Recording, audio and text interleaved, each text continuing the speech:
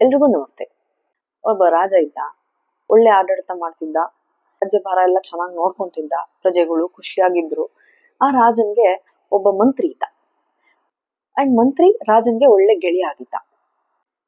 ಈ ಮಂತ್ರಿಗೆ ಒಂದು ಅಭ್ಯಾಸ ಇತ್ತು. ಏನಪ್ಪಾ, ಆಗೋದೆಲ್ಲ ಒಳ್ಳೇದಕ್ಕೆ ಅಂತ ಹೇಳೋದು.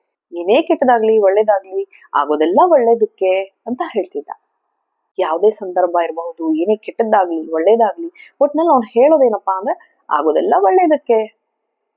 ನೋಡಿ, ಈ ತರ ಇತ್ತು. ಹೀಗೆ ನಡೀತಾ ಹೊರಟಿತ್ತು. ಚೆನ್ನಾಗಿ ರಾಜ್ಯಭಾರ ಎಲ್ಲ ಚೆನ್ನಾಗಿ ಹೊರಟಿತ್ತು. ರಾಜ, ಮಂತ್ರಿ, ಪ್ರಜೆಗಳು ಎಲ್ಲ ಚೆನ್ನಾಗಿತ್ತು. ಒಂದಿನ ಏನಾಯ್ತು, ರಾಜನ್ ಕೈ ಬೆರಳು ಬಾಗ್ಲಲ್ಲಿ ಸಿಗಾಕೊಂಡ್ಬಿಡ್ತು. ಆ ಬೆರಳು ಏನಾಯ್ತು, ಕಟ್ಟಾಕ್ಬಿಡ್ತು. ಜೋರಾಗಿ ಗಾಳಿಯಿಂದ ಇದಾಗಿ ಅವ್ನ್ ಸೈನಿಕರು ಏನ್ ಮಾಡಕ್ಕಾಗ್ಲಿಲ್ಲ, ಅವ್ನ್ ಸುತ್ತ ಇರೋ ಜನ ಏನು ಮಾಡ್ಲಿಕ್ಕಾಗ್ಲಿಲ್ಲ. ಒಂದೊಂದು ಬೆರಳು ಹೋಗ್ಬಿಡ್ತು. ಆವಾಗೂ ಈ ಮಂತ್ರಿ ಏನ್ ಹೇಳ್ದ, ಆಗೋದೆಲ್ಲ ಒಳ್ಳೇದಕ್ಕೆ. ರಾಜನ್ಗ ಕೋಪ ಬಂದ್ಬಿಡ್ತು. ಗೆಳೆಯ ಕೂಡ ಮಂತ್ರಿ ಕೂಡ ಹೀಗ್ ಹೇಳ್ತಿದಾನಲ್ಲ, ನನ್ ಬೆರಳು ಕಟ್ಟಾಗೋಯ್ತು. ಏನ್ ಮಾಡ್ದ, ಮಂತ್ರಿನ ಜೈಲೊಳಗ ಹಾಕ್ಬಿಟ್ಟ. ರಾಜಭಾರ ಮಾಡುವಾಗ ಅವನ್ಗೂ ಒಂಥರ ಏನೋ, ಅವನಿಲ್ಲ, ಮಂತ್ರಿ ಇಲ್ಲ, ನನ್ ಗೆಳೆಯ ಆಗಿದ್ದ, ಆದ್ರೂ ನಾನು ಒಳಗಡೆ ಹಾಕ್ಬಿಟ್ಟೆ, ಹೆಂಗಪ್ಪ ಏನೋ ಅವನ್ಗೊಂಥರ ಅವಾಗವಾಗ ಅದು ಬೇಜಾರ್ ಅನ್ಸೋದು. ಹೀಗೆ ನಡೀತು. ರಾಜರಿಗೆಲ್ಲ ಒಂದು ಹವ್ಯಾಸ, ಒಂದು ಹಾಬಿ ಇರುತ್ತೆ. ಏನು, ಬೇಟೆಗೆ ಹೋಗೋದು. ಒಂದಿನ ರಾಜ ಒಂದಷ್ಟೆಲ್ಲ ಭಟರು, ಅವನ್ ಸೈನಿಕರೆಲ್ಲ ಕರ್ಕೊಂಡು ಬೇರೆ ಮಂತ್ರಿಗಳಿಂದ 2-3 ಜನ ಕರ್ಕೊಂಡು ಬೇಟೆಗೆ ಹೋದ. ಹವ್ಯಾಸದ ತರ, ಆಸ್ ಅ ಹಾಬಿ. ಸೊ ಹೋಗ್ಬಿಟ್ಟು ಏನು ಅಕಸ್ಮಾತ್ ಒಳಗ್ ಹೋಗುವಾಗ ಎಲ್ಲ ಕಾಡ್ ಜನ ಇರ್ತಾರೆ ನೋಡಿ, ಟ್ರೈಬಲ್ಸ್ ಅಥವಾ ಈ ಕಾಡಿನ ಜನ ಇರ್ತಾರೆ ನೋಡಿ, ಆ ಕಾಡ್ ಜನರ ಕೈಯಲ್ಲಿ ಸಿಗಾಕೊಂಡ್ಬಿಟ್ರು. ರಾಜ, ಅವ್ರ ಜನ, ಸೈನಿಕರು ಎಲ್ರೂ ಸಿಗಾಕೊಂಡ್ಬಿಟ್ರು.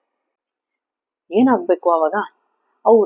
ಅವ್ನು ಹೇಳ್ತಿದ್ದಾನೆ, ನಾನು ಇಲ್ಲೇ ಪಕ್ಕದ ಈ ಊರಿನ ರಾಜನಪ್ಪ ನಾನು, ನನ್ ಬಿಟ್ಬಿಡು ಅಂತ. ಅವ್ರು ಹೇಳಿದ್ರು, ಹಂಗಾಗಲ್ಲ ಅದು, ಇವಾಗ ನಾವು ನಿಮ್ನ ಹಿಡ್ದಿದೀವಿ.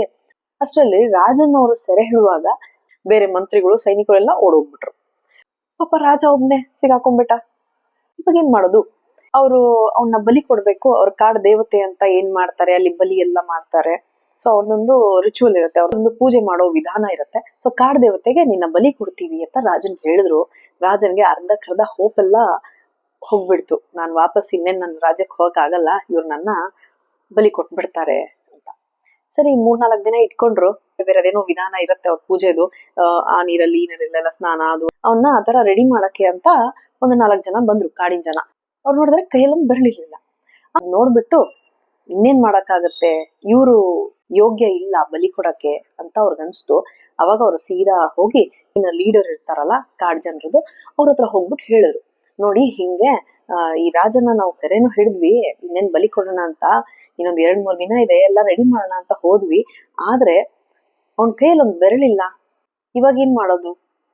ಅವ್ನ್ ಯೋಗ್ಯ ಇಲ್ಲ ಅಲ್ಲ. ಅವ್ರದೊಂದು ಪ್ರಿನ್ಸಿಪಲ್ ಇರುತ್ತೆ, ಕಾಡ್ ದೇವತೆಗೆ ಬಲಿ ಕೊಡೋ ಪ್ರಾಣಿ ಇರ್ಬೋದು, ಮನುಷ್ಯ ಇರ್ಬೋದು, ಅದು ಎಲ್ಲಾ ಅಂಗಗಳು ಕರೆಕ್ಟ್ ಆಗಿರ್ಬೇಕು ಅಂತ ಒಂದು ರೂಲ್ ಇರುತ್ತೆ. ಸೊ ಬಿಡಿ, ಇವ್ನು ಯೋಗ್ಯ ಇಲ್ಲ ಬಲಿ ಕೊಡಕ್ಕೆ ಅಂತ ಹೇಳ್ಬಿಟ್ಟು, ಅವಾಗ ಅವನು ಮೇನ್ ಲೀಡರ್ ಏನಿರ್ತಾರೆ ಅವರು, ಸರಿ ಇವ್ರನ್ನ ಬಿಟ್ಬಿಡಿ ಅಂತ ಹೇಳ್ತಾರೆ. ಆಯ್ತು, ಬಿಟ್ರು. ರಾಜನ್ಗ ಫುಲ್ಲು ಖುಷಿ. ಆಲ್ಮೋಸ್ಟ್ ನಾನ್ ಸತ್ತೇ ಹೋಗ್ಬಿಡ್ತೀನಿ ಅಂತ ಅನ್ಸಿದ್ದು ರಾಜನ್ಗೆ ಆ ಖುಷಿ ಹೇಳ್ಕೊಳಕ್ಕಾಗಲ್ಲ. ಓಡಿ ಅವ್ನ್ ಕುದುರೆ ಎಲ್ಲ ಹೋಗ್ಬಿಟ್ಟಿದೆ. ಓಡ್ಬಿಟ್ಟು ಕಾಡಿಂದ ಸೀದಾ ಅವ್ನ್ ರಾಜ್ಯಕ್ಕೆ ಬರ್ತಾನೆ. ಬಂದ್ಬಿಟ್ಟು ಸೀದಾ ಅವ್ನ್ ಮಂತ್ರಿ ಹತ್ರ ಹೋಗ್ತಾನೆ. ಜೈಲಲ್ಲಿ ಕೆಳಗಡೆ ಮಂತ್ರಿನ ಹಾಕಿರ್ತಾನಲ್ಲ, ಅಲ್ಲಿ ಹೋಗ್ತಾನೆ. ಹೋಗ್ಬಿಟ್ಟು, ಲೋ ಗೆಳೆಯ, ನೀನ್ ಹೇಳಿದ್ ಕರೆಕ್ಟ್ ಕಣೋ, ಆಗೋದೆಲ್ಲ ಒಳ್ಳೇದಕ್ಕೆ ಅಂತ ಇವತ್ ನನ್ಗೆ ಗೊತ್ತಾಯ್ತು. ಇಲ್ಲಾಂದ್ರೆ ಇವತ್ ನಾನ್ ವಾಪಸ್ ಇಲ್ಲಿ ನಮ್ ರಾಜ್ಯಕ್ಕೆ ಬರ್ತಾನೆ ಇದ್ದಿದ್ದಿಲ್ಲ, ರಾಜ ಆಗಿ ಬದುಕಕ್ ಆಗ್ತಿದ್ದಿಲ್ಲ, ನನ್ ಬಲಿ ಕೊಟ್ಬಿಟ್ಟಿರೋರು ಅಂತ ಹೇಳಿ ಮಂತ್ರಿಗೆ ಹೇಳ್ತಾನೆ. ನೋಡು, ಆದದೆಲ್ಲ ಒಳ್ಳೇದಕ್ಕೆ ಆಯ್ತು ಅಂತ. ಅವಾಗ ಮಂತ್ರಿ ಹೇಳ್ತಾನೆ, ನೋಡಿದ್ರ, ನಾ ಅದಕ್ಕೆ ಹಾಗೆ ಹೇಳೋದು ಅಂತ ಹೇಳ್ತಾನೆ. ಅವಾಗ ರಾಜ ಕುತೂಹಲ ಇರುತ್ತೆ, ಸರಿ ನಿನ್ಗೇನ್ ಒಳ್ಳೇದಾಯ್ತಿದ್ರಿ, ನಾನೇನ್ ಸುಮ್ನೆ ಜೈಲಲ್ಲಿ ಇದ್ದೆ ಇಷ್ಟ ದಿನ ಅಂತ. ಅವಾಗ ಮಂತ್ರಿ ಹೇಳ್ತಾನೆ, ನಾನ್ ಕಂಬಿಗಳ ಹಿಂದೆ ಇದ್ದು ಒಂದ್ ರೀತಿ ಒಳ್ಳೇದೇ ಆಯ್ತಲ್ವಾ. ನಾನ್ ಆಚೆ ಇದ್ದೆ ಅಂದ್ರೆ ನೀವ್ ನನ್ನ ಭೇಟಿ ಕರ್ಕೊಂಡ್ ಹೋಗಿರ್ತಿದ್ರಿ. ನಾನ್ ನಿಮ್ಮನ್ನ ಬಿಟ್ಟು ಓಡೋ ಅಂತವ್ನಲ್ಲ. ನೀವು ಯೋಗ್ಯ ಇಲ್ಲ ಅಂತ ಗೊತ್ತಾದ್ಮೇಲೆ ಇನ್ನ ನನ್ನ ಬಲಿ ಕೊಡ್ತಿದ್ರು, ಅಲ್ಲಿಗೆ ಇಬ್ಬರದು ಜೀವ ಉಳಿತೆ ಅಲ್ವಾ. ಆಗೋದೆಲ್ಲ ಒಳ್ಳೇದಕ್ಕೆ. ಇದು ಕತೆ. ಇದು ತುಂಬಾ ಹಳೆ ಕತೆ, ನಿಮ್ಗೆಲ್ಲ ಗೊತ್ತಿರಬಹುದು. ಎಷ್ಟೋ ಸರಿ ನಾವ್ ಅನ್ಕೊಂಡಂಗ ಆಗಲ್ಲ, ಏನೋ ಬೇರೆ ಆಗ್ತಿರತ್ತೆ. ನಾವೇನ್ ಅನ್ಕೊಂಡಿರ್ತೀವಿ, ನಮ್ಗೇನ್ ಬೇಕಾಗಿರತ್ತೆ ಅದ್ ಆಗಲ್ಲ, ಅದ್ ಸಿಗಲ್ಲ. ಆ ಟೈಮಲ್ಲಿ ಇದನ್ನ ಜ್ಞಾಪಕ ಮಾಡ್ಕೊಳ್ಳಿ, ಆಗೋದೆಲ್ಲ ಒಳ್ಳೇದಕ್ಕೆ. ನಾವೆಷ್ಟೋ ಸರಿ ಅನ್ಕೋತೀವಿ ಕೆಲವು ಸಂದರ್ಭಗಳಲ್ಲಿ, ನಾನೇ ಯಾಕಪ್ಪ ಇಷ್ಟು ಪರೀಕ್ಷೆ ಮಾಡ್ತಿದ್ಯಾ ದೇವ್ರೆ, ನಾನೇ ಸಿಕ್ನಾ, ನನ್ಗೆ ಹಿಂಗಾಗ್ಬೇಕಿತ್ತ, ಇದೆಲ್ಲ ಪ್ರಶ್ನೆಗಳು ಬರುತ್ತೆ ತಲೆಯಲ್ಲಿ. ಇದು ಸಾಮಾನ್ಯ ಅಲ್ವಾ? ಆ ಹೊತ್ತಲ್ಲಿ ಈ ಕತೆ ಜ್ಞಾಪಿಸ್ಕೊಳ್ಳಿ.